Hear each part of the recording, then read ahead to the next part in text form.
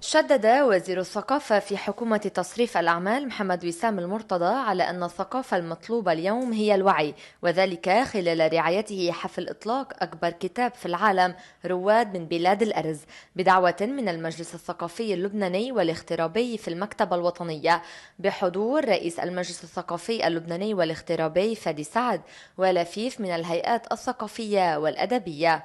هلا ايه، في تحديات كتير كبيرة، في أزمات كتير كبيرة، تتعرض لمصاعب غيرك بمحلات تانية ما عم بيعيشها.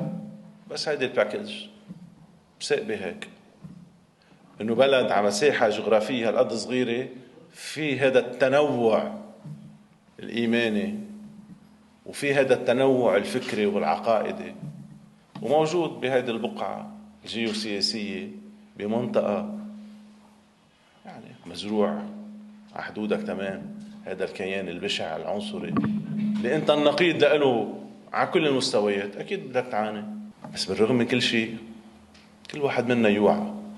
بدورها الشاعرة ماجدة داغر تحدثت عن المشروع وعن دور الثقافة المحوري الذي يتميز به لبنان. الإصرار على الورق وعودة الكتاب الورقي، كل حواسنا بتشتغل لما منشوف الكتاب، لما منلمس الورق، منشم ريحة الحبر، لما منشوف منسمع صوت الورق. هذا الكتاب اللي هو حاجة وضرورة. واليوم بعثت لي مقال أستاذ فادي بيقول كمان عن مجلة خليجية بتذكرني أي مجلة رجعت إلى الورق.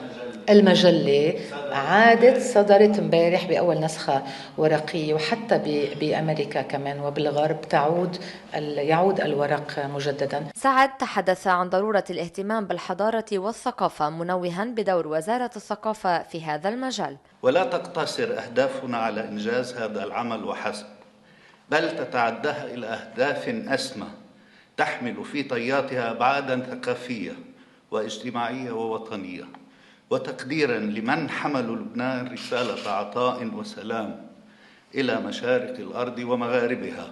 وفي الختام سلمت الجائزة إلى سعد، وبدوره قدم سعد لوزير الثقافة درعاً تقديرياً لجهوده ورعايته للمؤتمر وللمشروع.